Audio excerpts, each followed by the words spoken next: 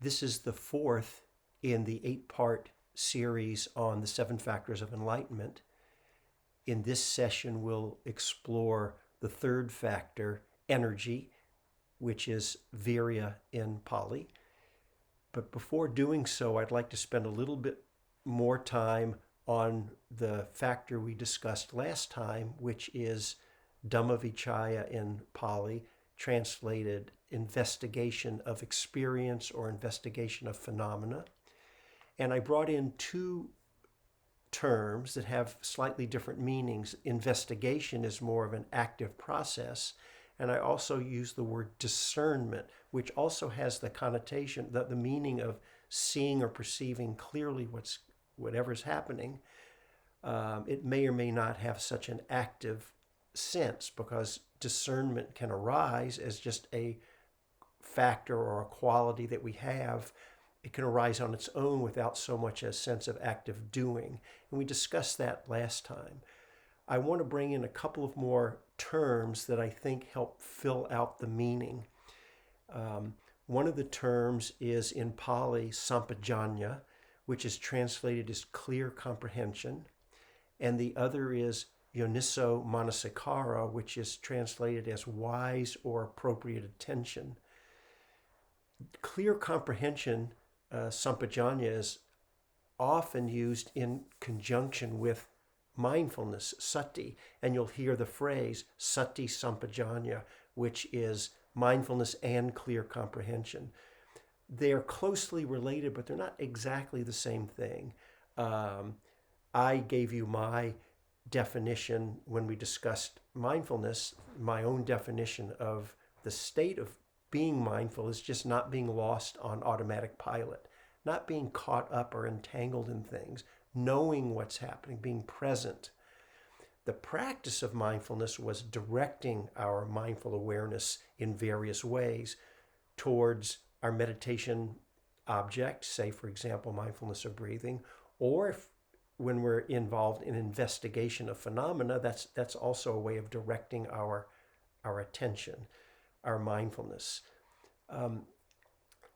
This sampajanya, the clear comprehension, then is the actual clear perception of what's happening. Through our mindfulness, things are known or experienced.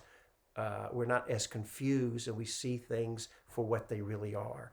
So that term is actually connected, I think, quite closely with investigation and discernment. And then this other term, yoniso manasikara, wise attention or appropriate attention, I think is also closely connected. It's used often in the Pali texts.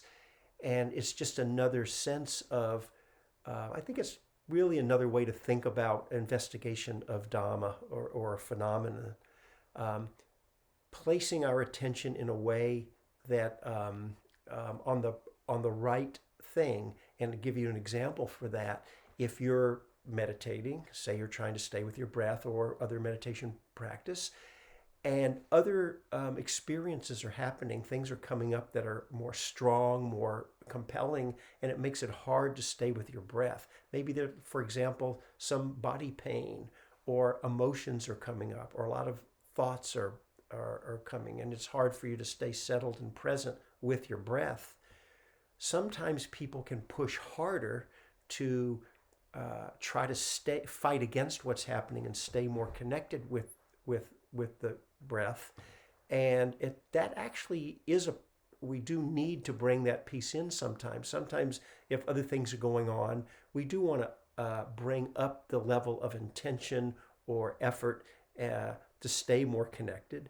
But at some point, if we're paying attention, if we have the discernment and we have the clear comprehension, we see very clearly that we're fighting ourselves.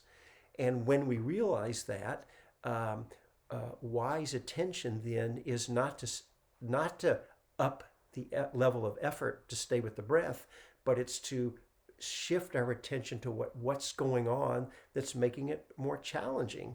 And we may put our attention directly on, say, the pain in the body or on the emotion. That would be the use of wise or appropriate attention.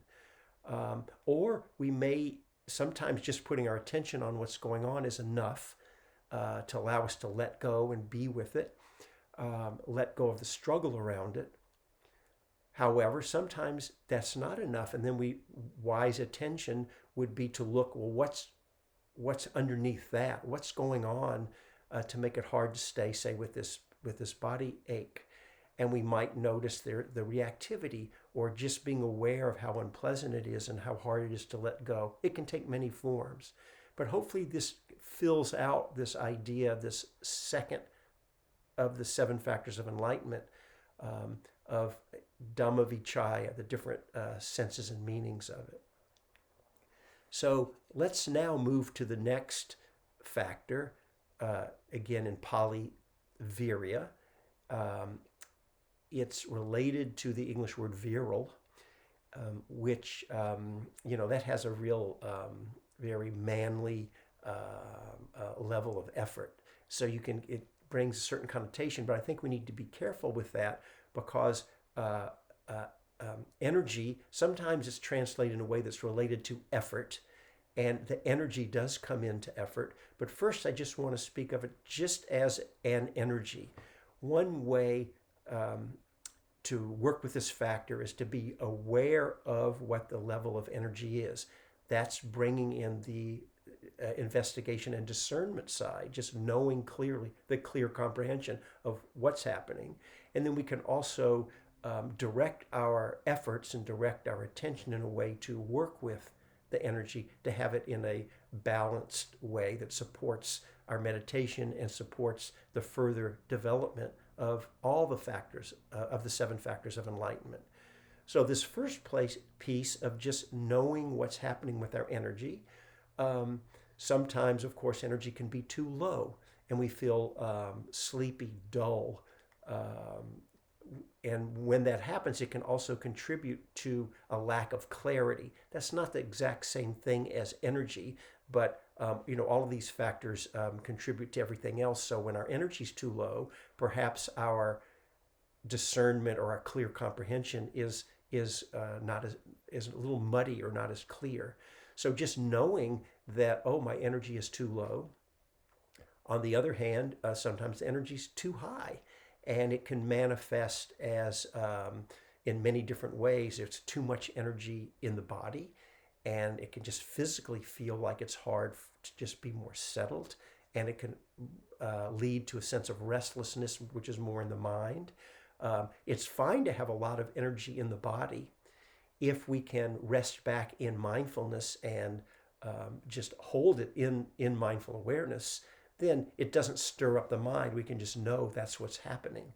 But sometimes it's not so easy. It's more of a hindrance. And so we can be aware of that.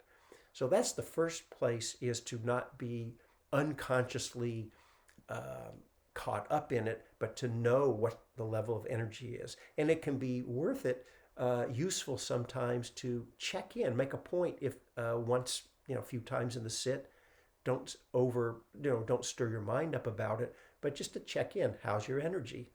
So, and a lot of times it's not too high or low, and it's, there's not that much to notice, and that'll let you know that it's probably in kind of a balanced place.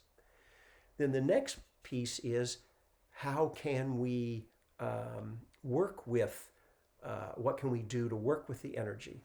And there's many, many things you can do, of course. If the energy's too low, first of all, sometimes we may just be tired, and maybe, we, depending on our life circumstances, we may or may not have a lot of control of how much sleep we get, what our particular day is like. But we do the best we can to acknowledge if we need more rest. Are there ways? We work with it the best we can, but if there are ways you can get more rest, that may be what's needed. So the second thing is, sometimes there are cycles through the day. In daily life meditation, you may not have a lot of choices. Most people have times during the day where it can change, of course, but where they, in general, tend to be more clear and awake, and other times of day tend to be more dull or lower energy. So we can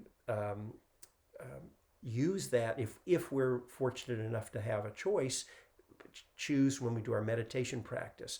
Again, it's fine if you work with what you have, and but just to bring that awareness in.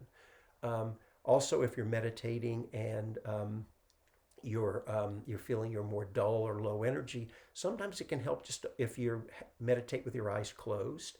I know some people meditate with eyes open, but in our tradition, probably most people meditate with eyes closed. Sometimes opening the eyes, just still continue with your practice with the eyes open, can bring in more energy. So you can experiment with that. Also in meditation, it can help to stand up and just continue standing meditation, just practicing in the same way you were with sitting meditation. So these are a few things you can experiment with.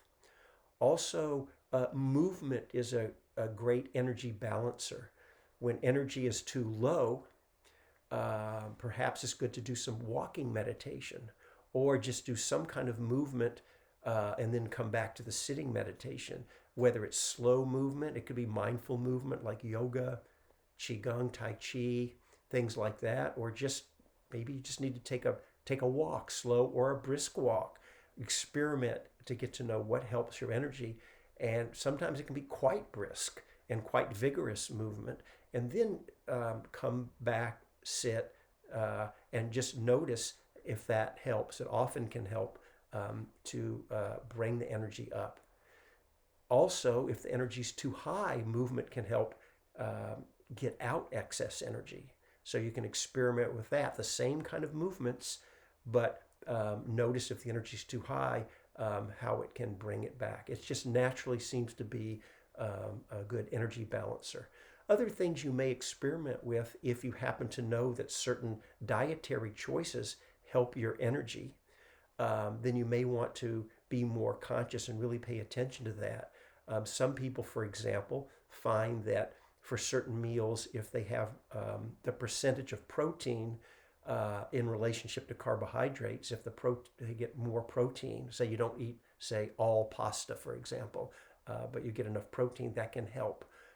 Some people, the wise and skillful use of caffeine is fine for those for whom it works. For some people, it's not so good because it can, it's a little agitating. So you'll know for yourself about that. So those are a few things you can try in service of